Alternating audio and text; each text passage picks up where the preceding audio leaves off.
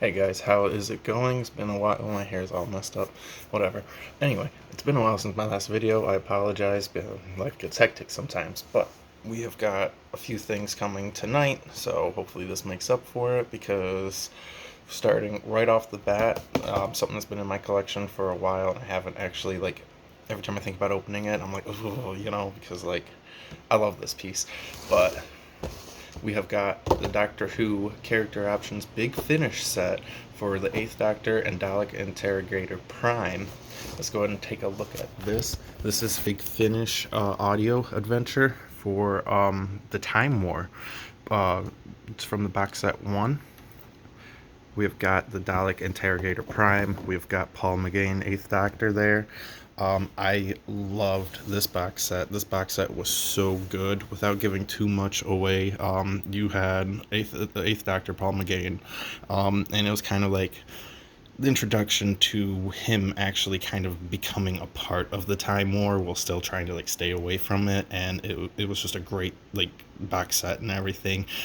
They do bring back the 12, which also is known as the 11, the 10, blah blah blah, and everything, and he gets a new companion called Bliss in this, and it is so great. This is from, I believe it was part 2, but I think actually it was part 3 of the box set. In the Garden of Death, he's known as Prisoner Alpha in that episode because there's a memory block on all the prisoners of the Daleks, and they kind of got them all forgetting who they are and everything, and kind of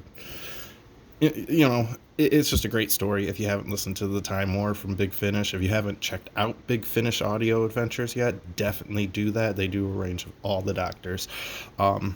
This was a limited edition set, and we are going to crack it open. So let's go ahead and look at these guys. So now right there, before we actually go too far and get him all out of that box and everything, you can see he's in there just from, he's got these rubbery, clear plastic pieces around his legs, and he's got the yarnish kind of ties around his arms. Now the Dalek is in here just with the one piece here, so just keep an eye on that. There is tape around the plunger and the eye stock too and everything, so keep an eye out for that, and don't just try to rip him out of there. So let's go ahead and pull this out. Take a quick look. A lot of these character options, B&M sets and everything, they all come with these lovely backdrops and everything. As you can see, we've got an entire Dalek Armada space fight scene going on in the background and everything, and it's just beautiful display and everything, and I love that about these sets. So like I said, on this though, we've got a little tie, and we've got the little, so we're gonna pull them out and show you them. So there you have it. We have got our Dalek Interrogator Prime right here, and he's got this lovely blue, and it's actually more purple than it does appear. He's got this rustic top to him and everything, and he is just a great piece. I mean, just like the other Daleks though, they are built a little bit on the cheaper plasticky side. We've got that spinnable wheel there, and then just that dowel rod there, so we can give him his range and everything. And we do have articulation for his ray gun and his plunger here. They are just in there on a little ball peg kind of thing. So pretty easy to disassemble too and everything. We of course have the Dalek eye stock, so you can look up and down, and then we do have the twist of the head motion there too. Now that is all the articulation you are going to get with this guy, but let's be honest, it's a Dalek. He doesn't really need a lot of articulation. Let's turn off the flash real quick, see if we can got a bit too dim. I would like to get a light involved. As if anybody's paid attention to a lot of the stuff I do on my channel, I do get really excited about my Doctor Who stuff. I know a lot of people come looking specifically for some of the higher end stuff that I have, like the NECAs and even the Hot Toys and everything, but honestly for me, my pride and joy is my Doctor Who stuff. Doctor Who is the thing that I love the most out of everything I own, and I know these figures are not actually the best quality or the best likeness for things, and I 100% get that, and I do comment on that a lot and stuff, but this is what we got. The BBC is so particular about who does what for them and everything, and honestly, I have no problem with character options. I have no problem with underground toys and everything.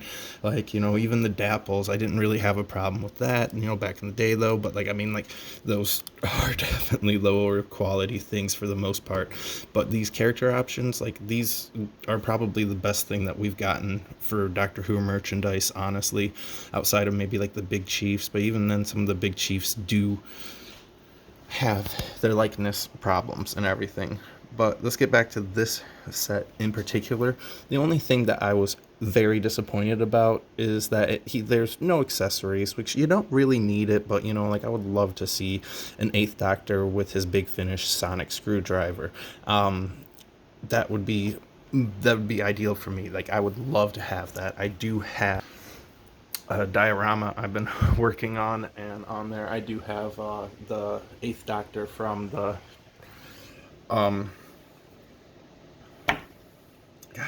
Night of the Doctor. I have that one, and he has a Sonic, and I'll probably be taking that off to put on with this guy because honestly, the Big Finish range for the Eighth Doctor has been my all-time favorite. Like, that is better than the televised series for me. Paul McGann is my Doctor. So we do have this coat for him, and it is heavily rubberized, and you can pull it back to reveal that white V-neck shirt and everything. Only issue that I really have is the neckline. I mean, that's very, very visible, but ain't a big deal. We do have shoulder back and forth. We do not have up and down, but we do have twist.